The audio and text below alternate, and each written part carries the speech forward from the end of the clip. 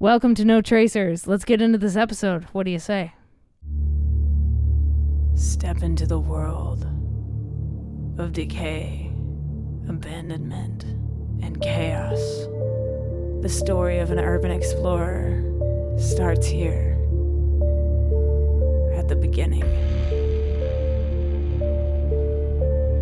Welcome to the podcast you've been looking for all along. This is No Tracers. Here, we take only photos. We leave only footprints. And remember, leave no trace. What's up, guys? Welcome back to No Tracers. I hope you are enjoying your week. It is Friday. This show comes out every single Friday. If you're new to No Tracers, well, let me give you a little rundown. It is a show about exploring abandoned places. Every week I have a different guest on from around the world to share their story of how they got into urban exploring, the stories behind their photos on Instagram or their videos or their content on YouTube or TikTok, wherever I find them. If you like the show, do me a favor, hit the subscribe button. If you're new, definitely hit the subscribe button because this show is dope and I love doing it. And if you are an urban explorer that wants to share their story, you can hit me up at no.tracers on Instagram. Just shoot me a little DM over there, or you can hit the contact button. It'll send you right to my email, contact@notracers.com. Let me know if you want to come on the show and share your stories. I would love to have you. I would love to maybe do 2 of these a week next year. I don't know. That seems like a lot, but if you guys are into it, we'll make it happen. I have to thank the partner of this podcast, Liquid Death Mountain Water.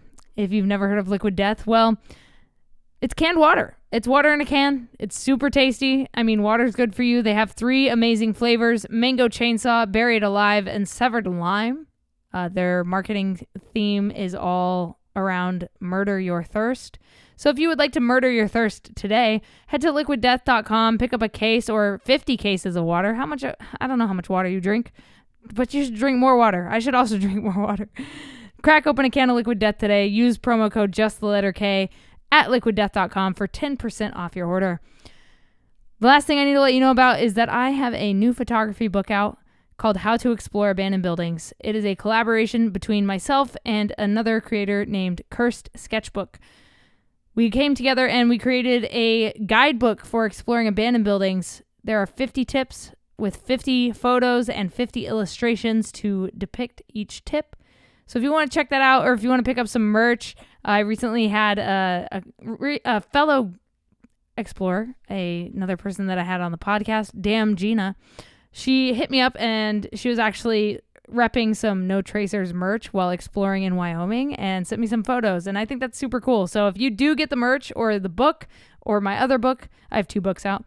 But if you get any of my merch, please do me a favor and send me some photos of you in the gear or with the books.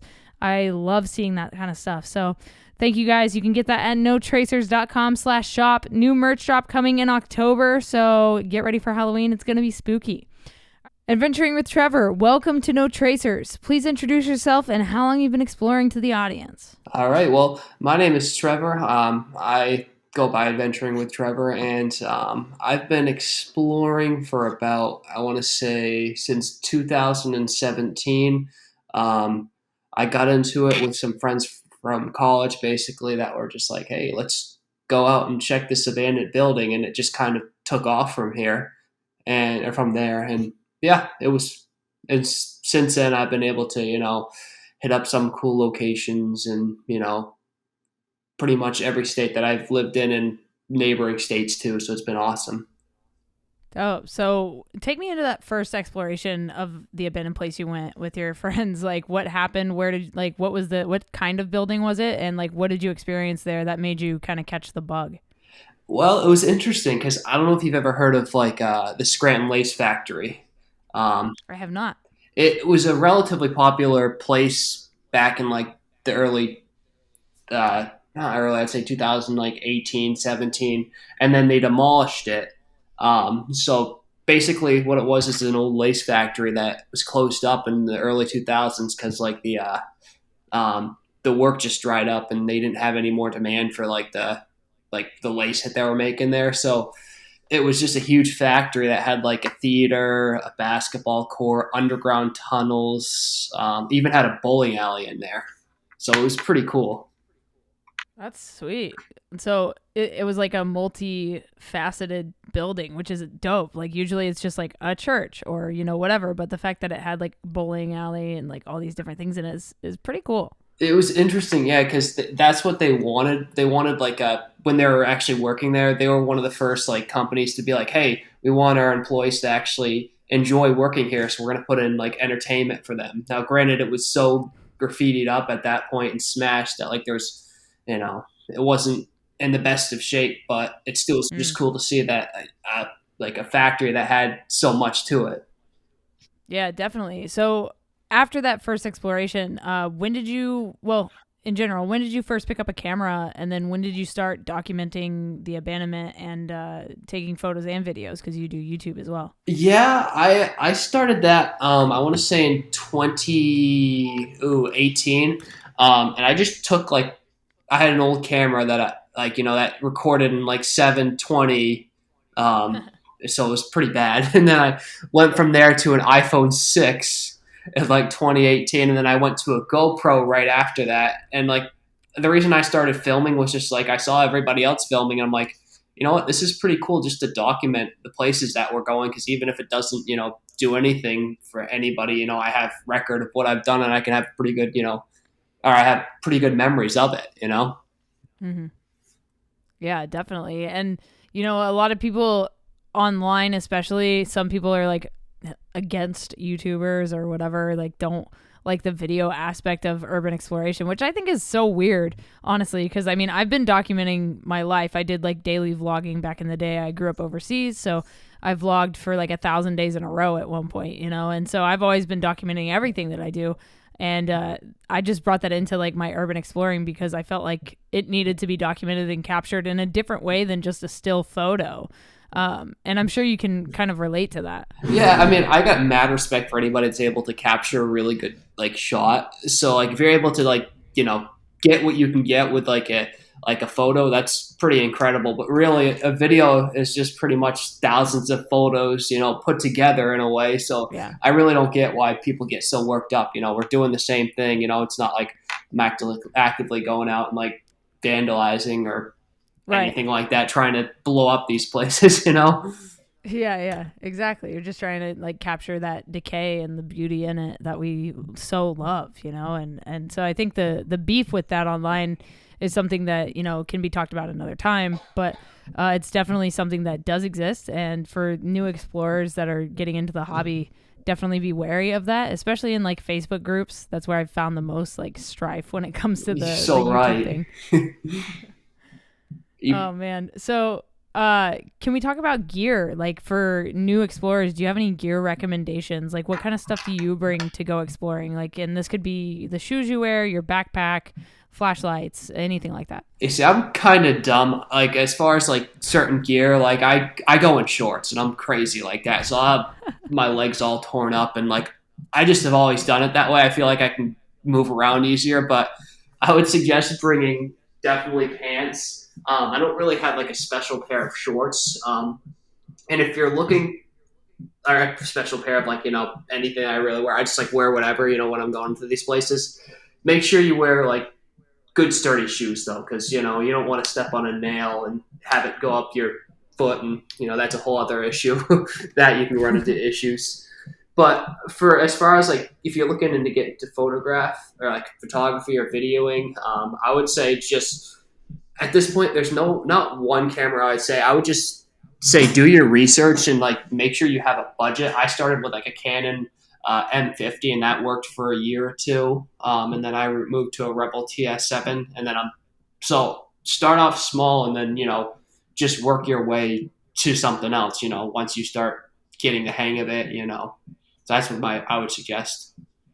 Awesome. Yeah. And people always ask me, like, what camera should I get? And I don't have a recommendation for them. It's all personal preference and what you're looking to get out of that camera. So thank you for your, honesty with that. And I think you're right. Like, you got to use what you have and then move to something better, and then just keep evolving as the technology gets better. I do want to talk a little bit more about like social media and things like that. So, like a super specific question for you as far as like growth and analytics go. I'm like a huge analytics nerd. I love looking at numbers and statistics and all that kind of stuff. For you, when you post a video, have you seen that you get more traction when you like put the title of what's going on the thumbnail of the video, or is it similar to like the other stuff you're posting? I honestly like that sometimes I need to experiment a little bit. I know with videos, like I don't know, I make some of them, and my wife makes some of the other videos, like on my Instagram. But as far as traction, like when I found success, and I haven't strayed too much, and we haven't strayed too much from it, is when we put up like the tags in the like when you post it straight away. So like we've gotten like a decent amount of views just from doing that. And so I've known no other way. Now pictures, it's kind of sad because I feel like Instagram's kind of like, oh, we're going to show the reels like TikTok and then just forget about the pictures, which I feel like sometimes the pictures are even better than the videos, Mm-hmm. So I haven't found the happy medium to a picture yet, but I need to look a little bit deeper. But I'd say like for me, posting it like with the tags in it, Gotcha. if that makes sense, because it gets it out there. Yeah, definitely. And it's sad to see Instagram go this route, and I get why they have to compete with TikTok. Like I get it, TikTok's the whatever biggest platform on the internet or like whatever. But Instagram was made to share photos originally, and I hate that they're straying so far away from that to like just focus on video content solely. And I get that that's the way the audience is going, but I wish there was another app we could use that. I mean, there's Discord. There's like Discord channels for urban exploring, things like that. But I wish there was another app that was solely photo based. And there was one that came out. I can't remember what it was called, but it was like really big for a second, but they were still in beta testing. And when the app came out and it blew up really quickly, it like crashed the app because so many people were trying to join at one time. So it never came to fruition. They never really developed that app out, but it was supposed to be like a replacement for Instagram.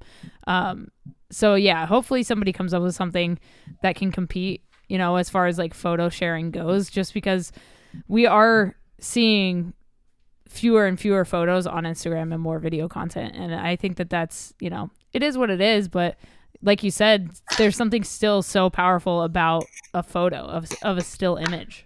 If you can capture like, everything in a photo, that's the thing. Like I wish that they would kind of even it off like the algorithm. So like you could have like get just as much with a photo as you would be with like a video, like you can clearly see, even if you went to like, check, like if you went on like my Instagram, the like ratio from like the photos to like the videos, it's just not even close. Like it's ridiculous. Same on mine. It's crazy. Like I'll get, thousands of views on a video and then like 33 likes on a photo. Like what is that? Wow. It's like they don't really care about the photos anymore. It's like Instagram, like that's what they're known for. Our photos, exactly. But yeah.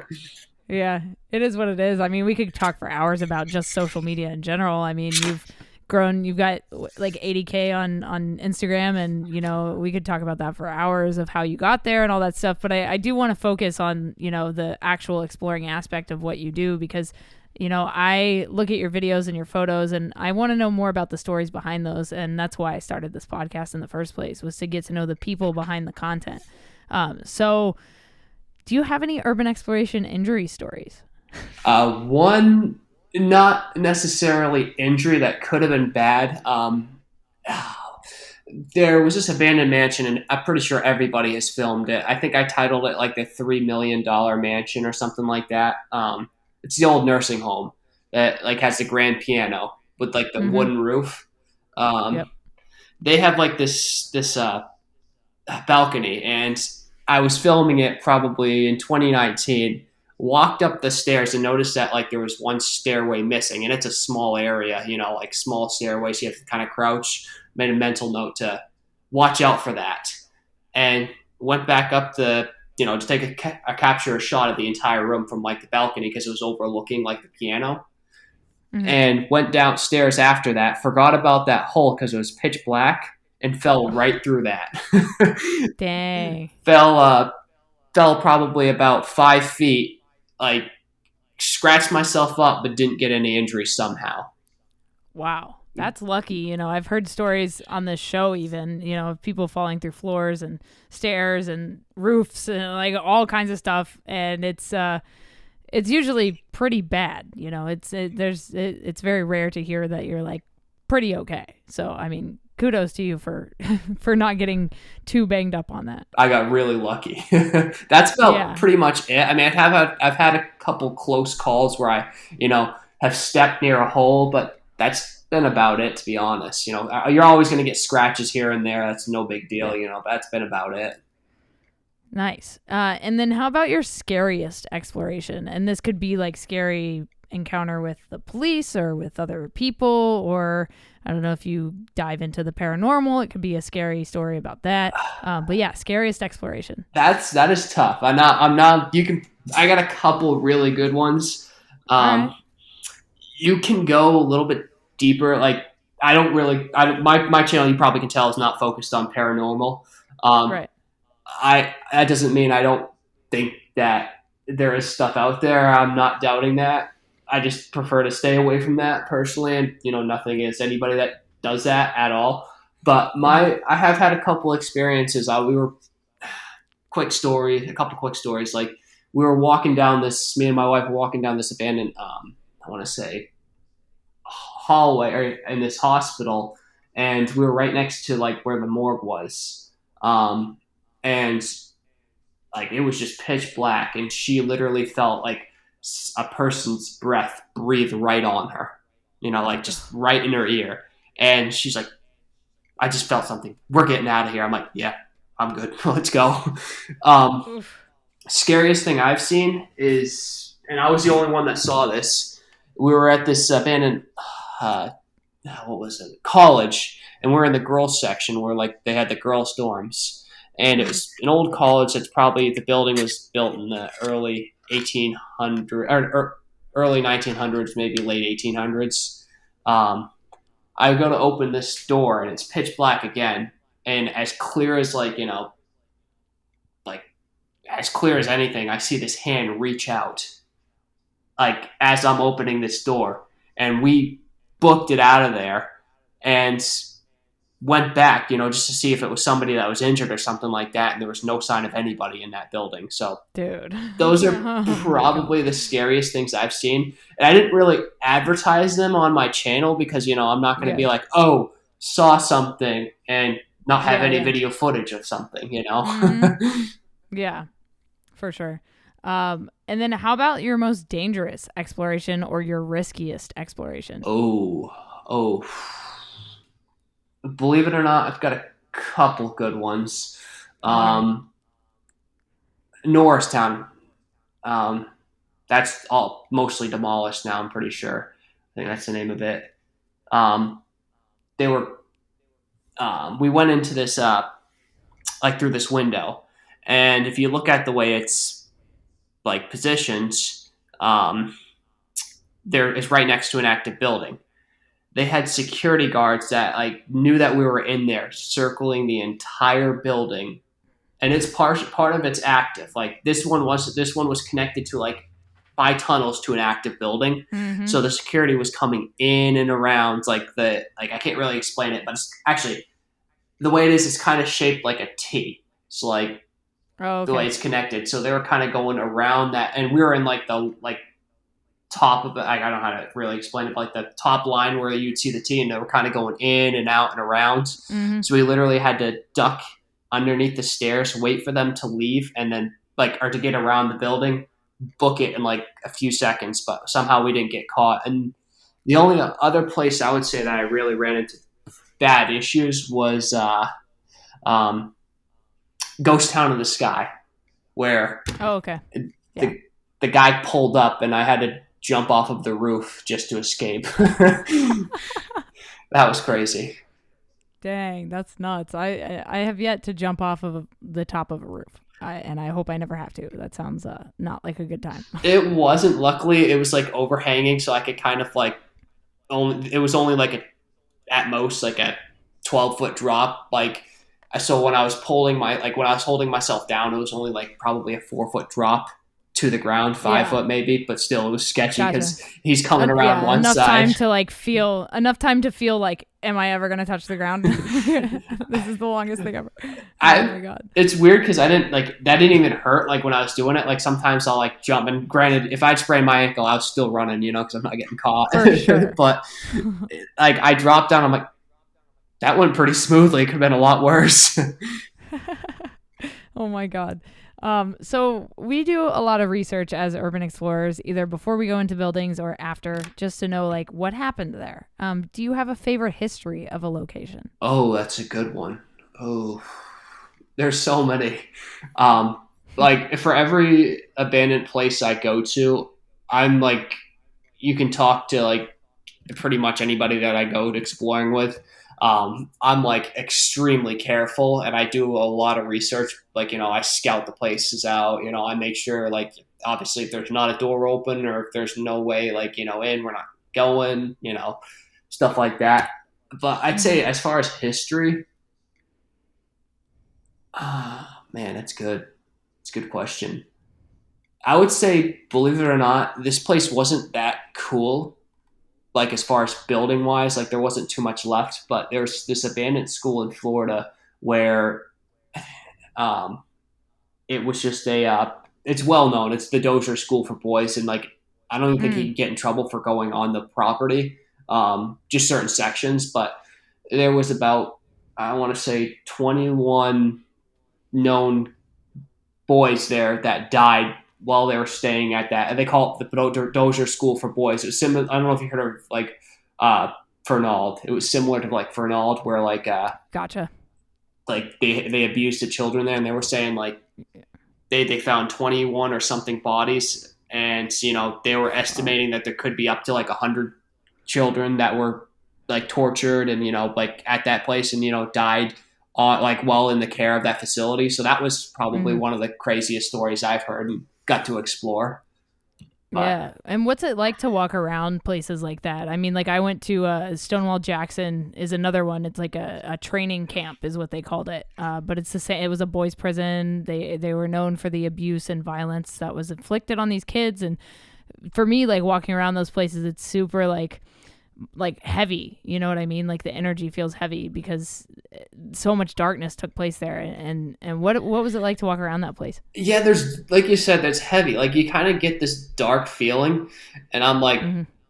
there's other people that are like, that are attracted to that. I'm just like, I'm trying to see the place. I'm trying to look the history up. But like, you definitely get like like you said, a dark feeling, just like a heavy set feeling where you're like, Yeah. something bad happened here. And I've gotten that Mm. in a couple other places, like where we, like, I've just felt like, oh my gosh, just something dark happened here. And it's weird because I feel like when one person gets it, the other person sometimes gets it too. And that's when it gets Mm-hmm. intense. It's like, they know something's up.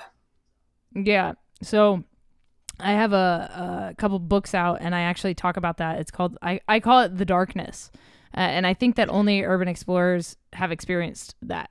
I think that people that don't explore abandoned places don't really get to experience that feeling, and so I had to give it a name, to explain it to people. So yeah, I call it the darkness, and I know exactly what you're talking about when like two people feel it at the same time and like kind of look at each other, and you're like, we should probably leave, huh? That's kind of when you know it. There have been times where I'm like, what, I got to see this one part of here. We're going, Yep. but Yep. we definitely, that's I don't know, that's when my camera work starts getting a little shaky. Then it's like, hurry. Yep, exactly. So, what do you do when you're not exploring abandoned places? Oh, I love to travel. I work a lot. I play a lot of sports too, and I'm so I do a lot of things honestly, other than exploring. Exploring is kind of like just one of my hobbies on the side. But I like to exercise, play sports, travel, go to like check out museums. Mm. Go on drives. I'm pretty simple with that. So Yeah, dope. Love it. It's only like a part of like what I like to do. Sure, I got you. Do you have any bucket list places, like goal places that you're trying to hit? I want to go to Italy, Uh-huh. and I really want to go to. There's this island in Japan, and you probably know what I'm talking about. Yeah. It's I don't know the exact name of it, but it's like an entire town that's been abandoned since like the 70s, and Mm-hmm. I saw that and I've always wanted to go there because it's just like if you've ever seen like a zombie movie or like I Am Legend or anything like that, Yeah, it's just like a city that's just untouched and like decayed. So I really want to see that. exactly. That's probably up on the top of my bucket list. Um, Very cool. I would say. Dope. Yeah, the I can't remember the name of it, but it's definitely been brought up in the show before. A couple of people who have been there, which is cool, and I want to go to Japan so badly, like just in general, There's so just to much go see it. there. There's so much there. So much. Not just abandoned stuff, but just in general. There's so much to see. Um and then if you could live in one place you've explored for an entire week, which place would it be? Um, Let me think about that. There was one mansion that I went to. I won't really give too much about it, just because I don't want to give the place away. Mm. But it was it was fully furnished, and it still had like uh, like bedding, everything looked pretty clean, and it wasn't that moldy. And I know that the person was still like alive that owned it. He was just caught up in like drug money, pretty much drug issues and like Mm-hmm. money laundering. So you know that it's not haunted. You know that you'd be safe, and it was a lot bigger than my apartment. So if I had to stay a week there, I probably would stay there. Dope. And then what do you hope for the future of urban exploring?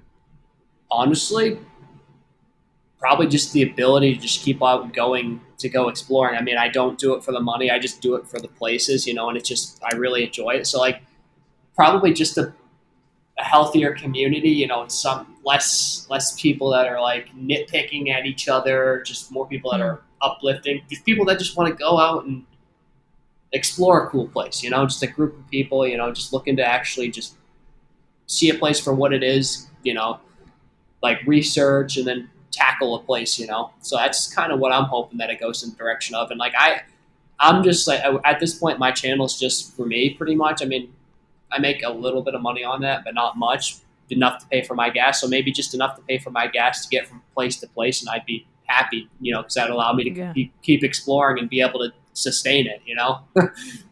I love that. I love that you're not in it for like clout or money or anything like that. You're just in it for the pure joy of exploring and getting out there. I think that's super cool and admirable. So last question for you is, what is something you know now that you wish you knew when you started exploring? Oh wow, wow, wow. Google Earth is your friend, I'd say. That's Yeah. I wish I'd known that. I wish I'd researched a little bit more because I could have found a lot more places, before, like with the knowledge I know now.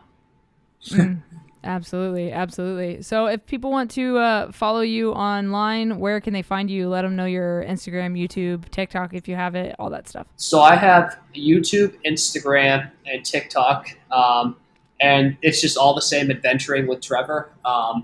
Feel free to check it out if you like, and if you're ever, interested in exploring, feel free to hit me up because like I'm always like I'll tell people I'm always down to explore with new people and get unique experiences.